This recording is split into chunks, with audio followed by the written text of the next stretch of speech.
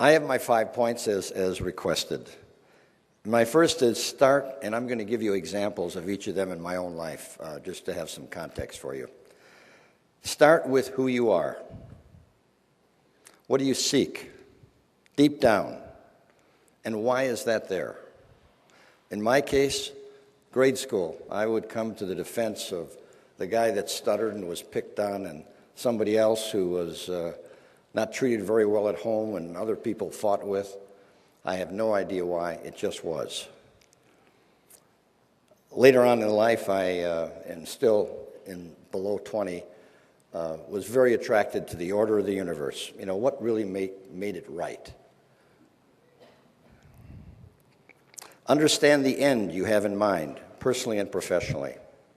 Personally, I wanted a balanced life. I had choices early on in New York, and had a lifetime business career right in front of me in 9 months.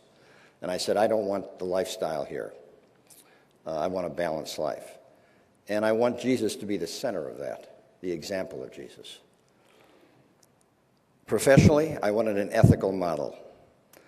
Integrate all aspects of my life in that model. At the time, people said that, you got your community life, you got your family life, you've got your faith journey, your church life, and business. And business is all about making money. That's the only purpose for it. And you don't integrate those. They're all in their own silos. And I said, that's crazy. That's really complicated schizophrenia. And my attitude at the time was, I'm going to build a company. I'm going to show you how you can integrate them all, have a high-performing organization with a rich place to work and with happy customers. So we built this ethical model. Now have a plan and seek feedback, measurable short and long-term objectives, and stay focused. There's a lot of seducers along the way. My idea at 21 was to have branch operations across the country that would provide an ethical, consistent service. At the time, they were building the I system. And McDonald's and Kentucky Fried Chicken and Holiday Inn were just starting up, and they were building down these I systems. And people would go from state to state, and they'd have all kinds of crazy experiences because they didn't know who to call. And so the model was, let's give them that consistent service. You look at the man-hurling thunderbolt, and you know what you're going to get. It's going to be fair and equitable. Now, stay on the high ground was another one. Stay on the high ground if you want a rich and meaningful life. I think almost every speaker that you've heard has alluded to that. Well, we had our challenges along the way, and the most absurd one was some years ago. There was no construction business in the area. So our man in charge of construction said, there's this big industrial customer, they're building across the country, they can't get things done fast enough, there's work available there. So we took a job with a customer we didn't know and built a plant in an area we didn't know. And what we didn't understand was the customer at the time had an incentive of $2.5 million a day for every day they could get this plant done faster. The schedule was twice as fast as normal. And then there was a delay, but there was no change in our schedule. And there's something called proceed orders. They tell you, we want you to work overtime. They don't tell you how much they're going to do. Just, you're ordered to work overtime, and we will equitably settle this at the end. Now we want you to work 3 shifts. Now we want you to work 7 days a week. So compression, acceleration, it's kind of like trying to get things done 10 times as fast. Very, very confusing, very expensive. The proceed orders never turned to change orders, and a change order would say, we owe you so much money. So it got to the point, and then on top of that, they would have, to keep the pressure on you, they would have one meeting in Milwaukee, one meeting on the job site in the middle of nowhere. And if you didn't show up at the meeting, you were in violation of your contract. Every other day, there was a meeting in Milwaukee and at the plant. 7 days a week for 2 months solid. You become a zombie, quite frankly. Now I go to your banker, and you say to the banker, Mr. Banker, I got a very challenging issue, and I need to have somebody to cover my back with cash. It's going to take me 6 months to negotiate these proceed orders. Are you behind me? Yes, sir. Mr. President, a month later, are you behind me? Yes, sir. 3 months later, Mr. President, I would like this in writing. I want to be sure I got what I think I've got before I start my strategy with handling these proceed orders. Well, Dick, the executive committee overturned me, and I'm sorry, but you're on short-term credit. Then the VP that was handling this work for us said, I think we should pull off this job. These guys are a bunch of blankety-blank blanks, and no way should we be dealing with them. The other option was we could take advantage of their situation. We know more about our business than they do, and they expected us to do that. And they treated us that way.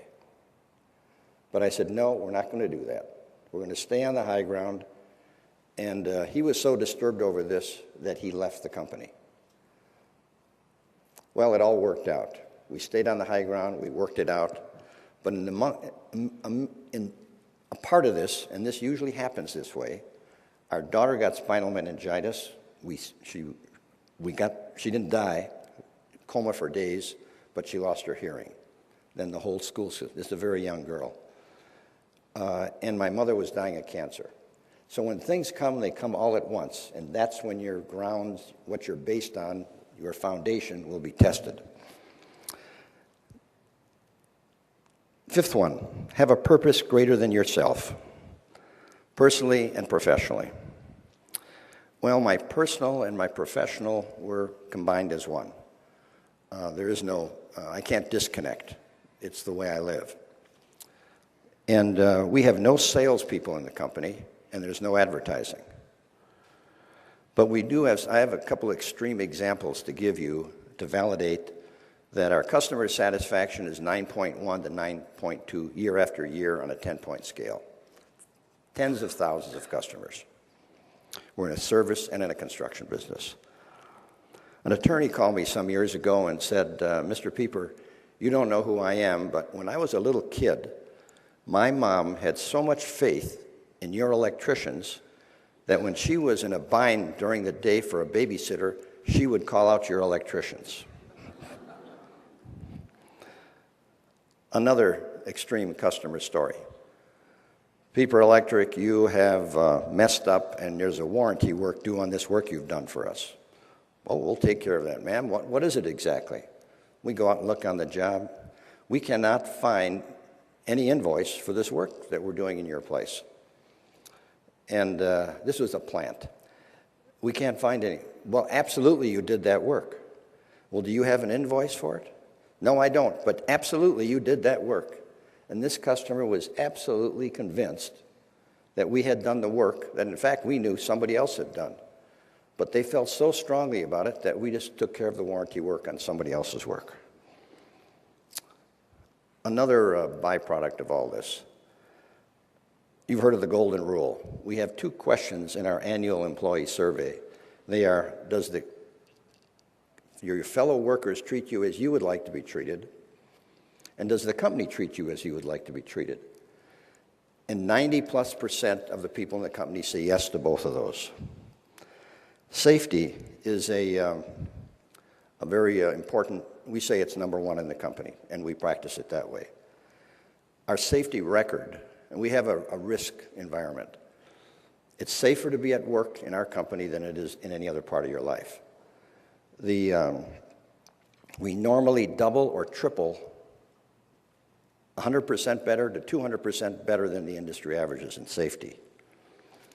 Now, what do you do with all these successes when you're done? Well, we decided to sell the company to the employees for 10% of the value. That was worth about $100 million. And the rest of our estate will go back into the community from which it came, because we feel we're just stewards. And by the way, Steve, I'm half female, I think, so you better recount that. Thank you.